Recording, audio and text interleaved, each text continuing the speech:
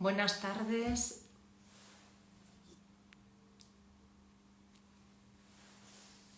Buenas tardes.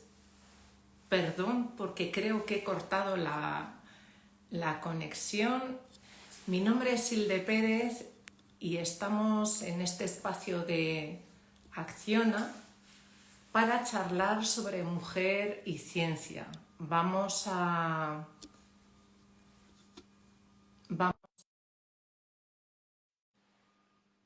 que está esperando y aquí está. Muy buenas tardes, Hola, Susana. Gile, ¿cómo estás? Muy buenas. Hola a todos. Bueno, pues estamos aquí para compartir esta charla sobre mujer y ciencia, pero te paso la palabra porque eres tú quien tiene el papel de entrevistadora. Pues lo primero que quería hacer, además de saludarte a ti y a toda nuestra audiencia, era preguntarte qué pasó en tu casa, qué te dijeron tus padres cuando les dijiste quiero ser ingeniera mecánica. Bueno, no es una cosa que ocurra de un momento a otro, entonces ya hay un proceso previo. Estudié ingeniería industrial y en mi casa ya mis hermanos, mi hermano el mayor en concreto, ya había estudiado, entonces ya había un antecedente y bueno, no resultó tampoco tan raro, no. Eh, ¿Quién te inspiró a ti? ¿Qué mujer te inspiró a ti? ¿Por qué te parecía que la ingeniería mecánica era algo que tú podías hacer? Siempre se dice que buscamos modelos, ¿no? Cuando somos niñas. ¿Quién fue tu modelo? Bueno, pues no he tenido un modelo femenino, ha sido mi padre quien fue el modelo para mí. Mi padre era un ingeniero sin carrera, era una persona muy brillante y yo creo que nos condicionó un poco a mis hermanos y a mí para estudiar ingeniería, porque al final los tres somos ingenieros. Entonces ese modelo, al final hace falta un referente, no fue un referente femenino en mi caso, sino mi padre.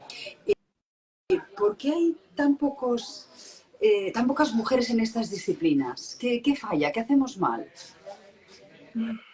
Una pregunta difícil, pues desde hace ya muchos años se viene legislando para tratar de cerrar esta brecha de género que hay. Entonces hay legislación a nivel nacional, a nivel internacional, europeo también, y en las casas, en las familias, que sería una segunda vía, las familias se educan en igualdad. Tanto la educación en casa como en las escuelas es en igualdad. Entonces, algo no se está haciendo bien, es verdad, porque sigue habiendo esa brecha de género. Entonces, habría que darle otra perspectiva, hacer el análisis desde otra perspectiva. Y es en la pérdida de valor para las empresas, para los agentes económicos, cuando no hay diversidad, eh, cuando hay esa gran brecha de género en las empresas, se ha demostrado que económicamente eso tiene un impacto. Entonces, se trataría no ya de trasladar este hecho al mundo académico, o sea, que las empresas sean conscientes de que hay una pérdida económica por esa falta de diversidad y eso trasladarlo al ámbito académico en materias que se impartieran en las universidades de forma que todo el mundo tuviera claro que la falta de diversidad implica una merma en los beneficios. Pero, Gilde, ¿cómo se puede hacer atractiva tu especialidad para las mujeres? ¿Qué deberíamos decirles para seducirlas? Bueno, hay que llegar. Primero tenemos que llegar a los jóvenes. En el caso concreto de las ingenierías, hay un porcentaje muy bajo de estudiantes que quieren emprender, que quieren iniciar estos estudios. Y el porcentaje baja todavía más cuando hablamos de mujeres, de niñas.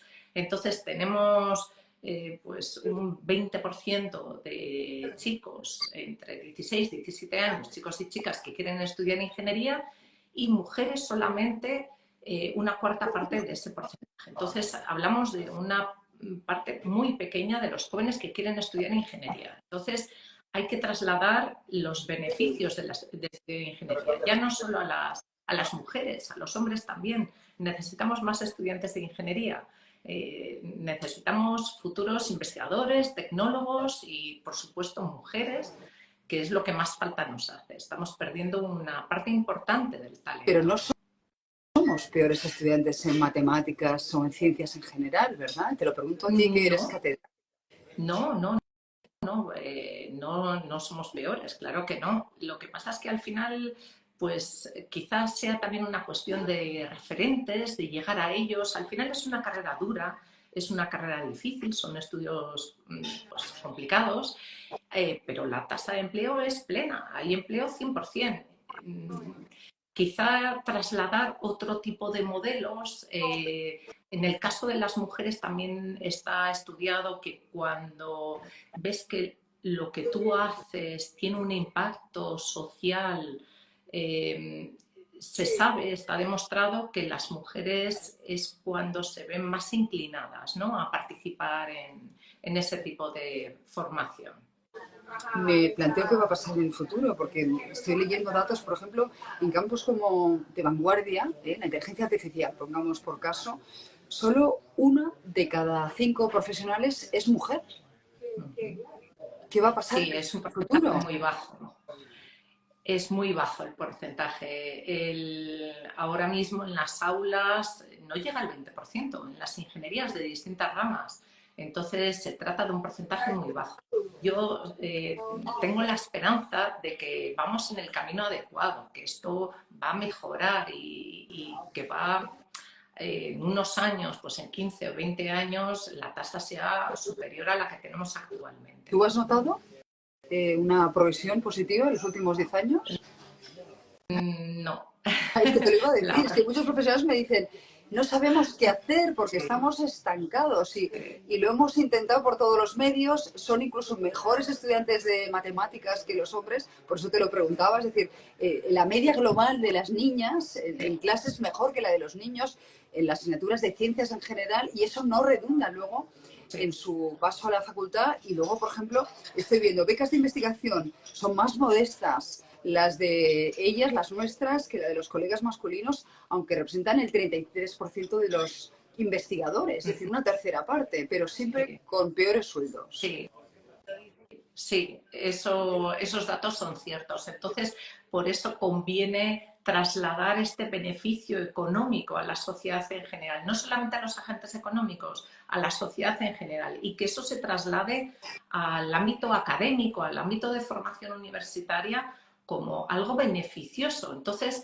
cuando sabes que tienes mayor oportunidad, porque las oportunidades al final van mermando, van disminuyendo a medida que se avanza, se progresa en la carrera profesional, una vez terminados los estudios, se ha visto que el número de mujeres va disminuyendo y no digamos si vamos subiendo en la escala, en la toma de decisión, puestos de liderazgo, ahí el número de mujeres todavía es más pequeño.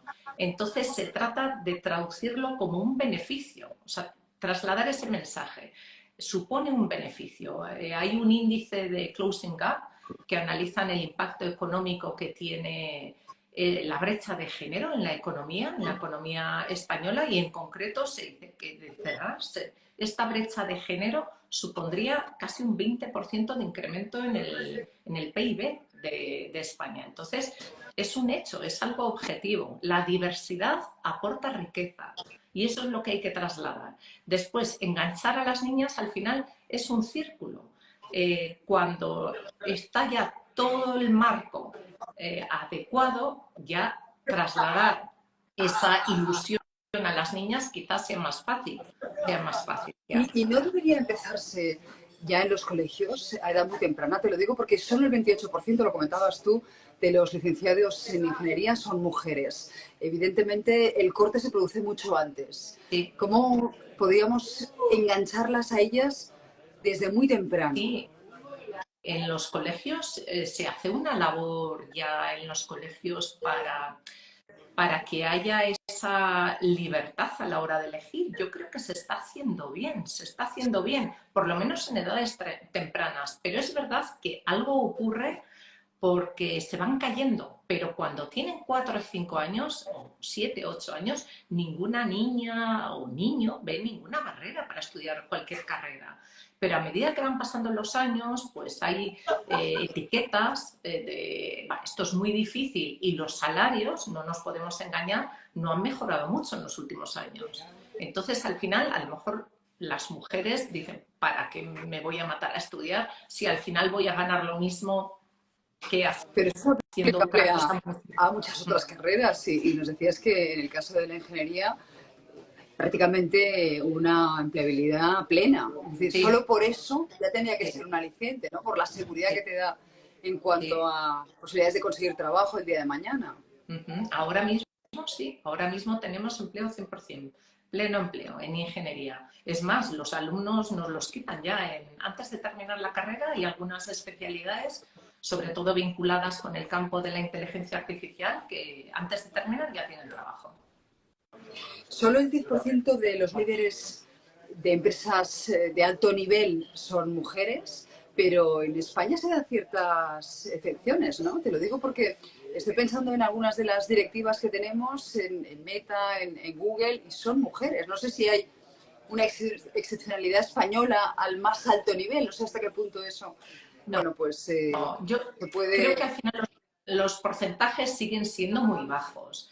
La visibilidad de estas mujeres quizá es mayor y al ser pocas, el impacto que tienen en los medios y en la sociedad es mayor, pero el porcentaje sigue siendo muy bajo. Sigue siendo muy bajo. No sé a ti hasta qué punto eso te frustra, porque como catedrática verás muchos casos de mujeres con una capacidad brutal que a veces, no sé, les falta cierta ambición. No sé si tú eso lo has podido Sí, estudiar, ¿no? Que podían bueno, aspirar a mucho más de lo que ellas creen. sí. Sí, sí, la verdad es que ya desde la universidad se hace en los colegios cuando son pequeños, pero en la universidad también haces una labor de mentoría y siempre parece que tiendes a ayudar más a aquellas mujeres que tienes en el aula, que siempre es menor el número, y cuando ves que hay alguien que destaca mucho, pues eso, la animas, evidentemente haces una labor eso de mentoría, de tratar de ayudar en todo lo que puedas para que no se desvíe. Sí. ¿Tienes algún caso concreto? ¿Nos puedes contar algún ejemplo? Bueno, llevo muchísimos años dando clase en la universidad, pues tantos como 32 años, entonces he tenido de todo, pero he tenido alumnas brillantes que están ocupando puestos muy importantes en el nivel organizacional de sus empresas y también estudiantes varones, por supuesto. Pero cuesta más que ellas lleguen a esos puestos de liderazgo, sí, cuesta un poco más, pero hay, sí que hay. Lo que pasa es que los ejemplos a lo mejor que has puesto son más visibles, ¿no? Son de más impacto en los medios porque es necesario que haya esos referentes, esos modelos, que se puede llegar. ¿Cómo ves el futuro de las mujeres en el mundo de la ciencia, de la tecnología, a 20 años vista? Bueno, yo creo que vamos por el camino adecuado. Hay que seguir trabajando en ello, no se puede bajar la guardia, pero vamos en el camino y yo tengo esperanza de que este porcentaje se incremente en el futuro.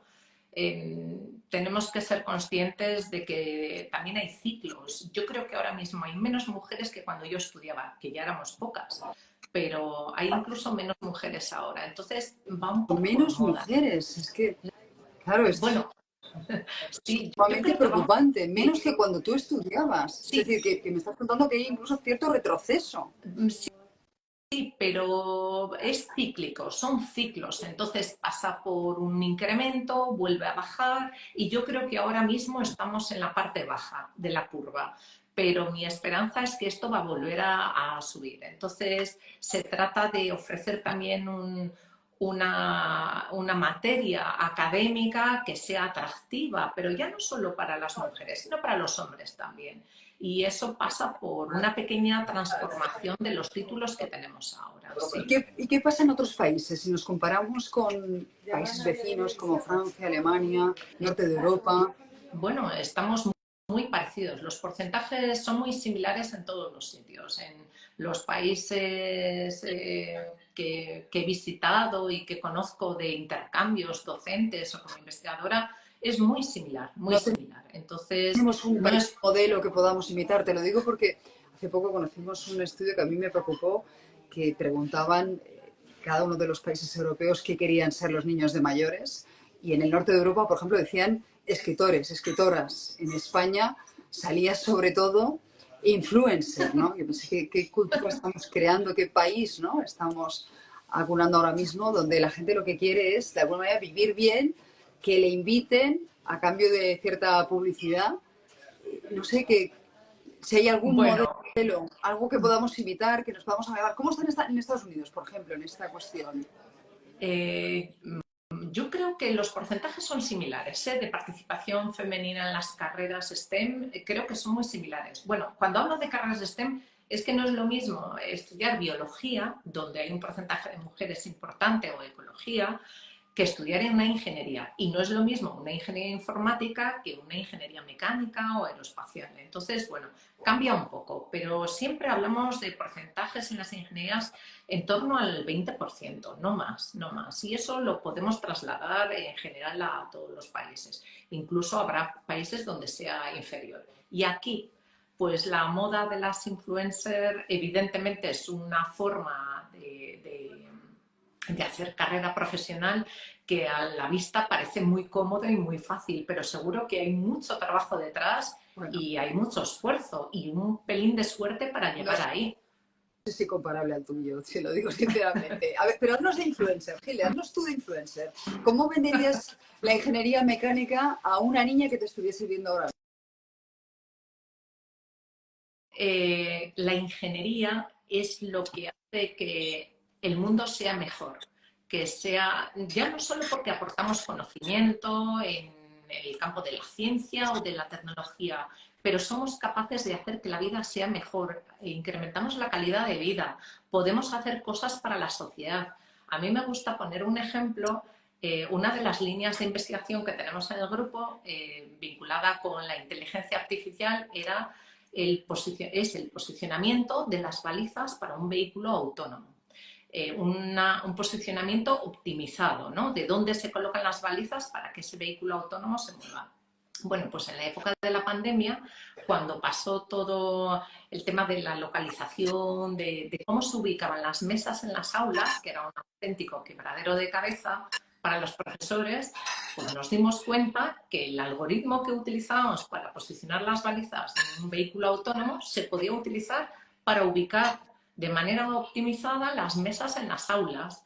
Y eso se trasladó y tuvo un impacto social muy significativo. Entonces, podemos hacer cosas por la sociedad desde la ingeniería, desde la tecnología, como investigadora, como científica, y podemos hacer que esa innovación, esa ciencia, esos avances tecnológicos lleguen a la gran mayoría de la sociedad, porque si no llegan a la gran mayoría no sirve de nada.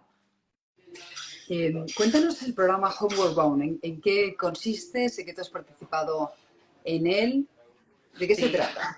Bueno, pues el proyecto de Homeward Bound es un proyecto de liderazgo femenino, de mujeres de áreas STEM, de mujeres científicas, con el trasfondo del cambio climático. Entonces se trata de un programa de formación basado en 4 pilares, fundamentalmente en estrategia, comunicación, ciencia, visibilidad también, donde se nos capacita para formar una red mundial, que el objetivo es crear una red de miles de mujeres en los próximos años, de manera que sirva para desarrollar proyectos colaborativos. Entonces, en este tejido que estamos construyendo a nivel global, pues yo ya tengo compañeras repartidas por todo el planeta. Entonces, si decidimos hacer un proyecto en un determinado ámbito, en una parcela, tenemos apoyo en compañeras de otros países. Y esto se trata también de posicionar a las mujeres en las mesas de decisión, allá donde se tomen las decisiones importantes y haya cada vez más mujeres. Ese sería el objetivo último. ¿Y cuándo podemos medir si estáis consiguiendo esos objetivos? ¿De qué manera eso Bueno, con el tiempo. lo vamos a poder mesurar? Eso se ve con el tiempo. Estamos ya trabajando hemos trabajado y estamos trabajando en distintos proyectos, porque yo soy del grupo 5 y ahora mismo están por el grupo 8, me parece. Entonces ya viene desde el año 2016 desarrollándose y ha habido ya colaboraciones y proyectos interesantes y se va a seguir trabajando en ello. Son proyectos que algunos son muy ambiciosos a nivel global y otros son más modestos a nivel local. ¿Tú vas a viajar a la Antártida? Bueno, he estado ya. Ya has estado, cuéntanos. El programa, el colofón del programa es un mes en una expedición en la Antártida y estuvimos, es la última parte de nuestra formación. Estuvimos 88 mujeres en mi expedición durante 3 semanas navegando por la Antártida y ahí recibíamos la última formación y se iniciaban todos esos proyectos colaborativos. Entonces ahí es donde se hacía la tormenta de ideas, saber qué era lo que salía por grupos y temáticas, porque venimos de disciplinas muy distintas y de países y culturas muy diferentes. ¿Y los efectos del cambio climático ahí en la Antártida?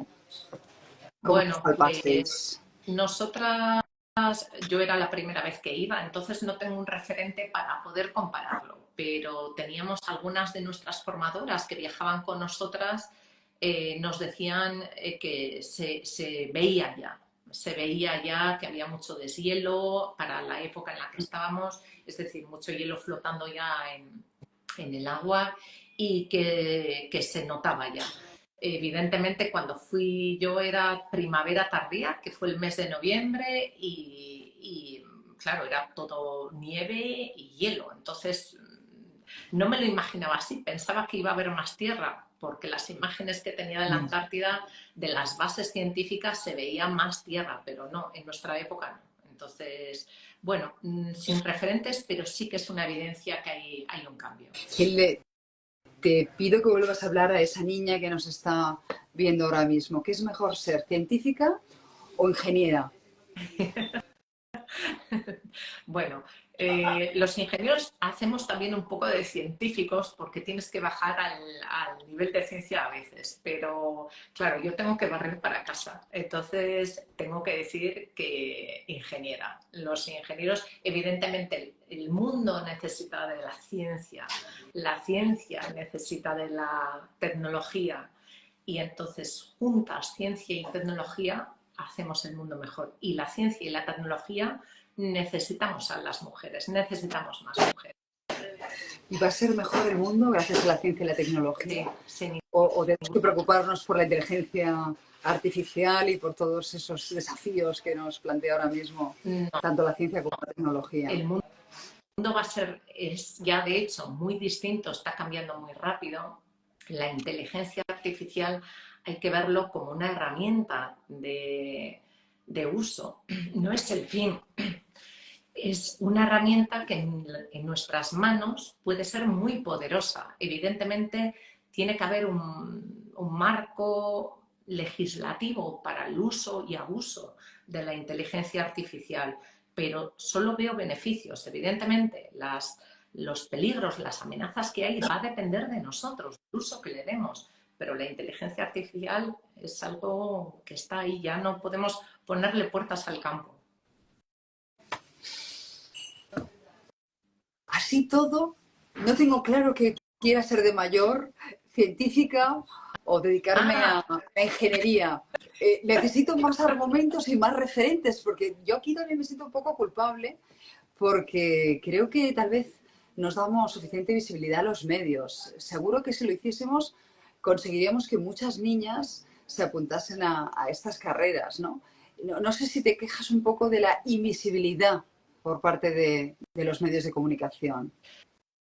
Bueno, los medios de comunicación tienen un papel fundamental en la sociedad y para visibilizar esa, esa poca presencia de mujeres en algunos ámbitos, pues quizás sería la herramienta adecuada. Pero eso evidentemente ya no está en nuestras manos, está en las manos de la toma de decisión de estas corporaciones que tienen que también un poco mirar la audiencia. El fútbol femenino pues está teniendo ahora un empujón increíble con respecto a hace unos años, con respecto al fútbol masculino, al de hombres. Pero claro, al final el dinero que se mueve en uno y otro sector es completamente diferente.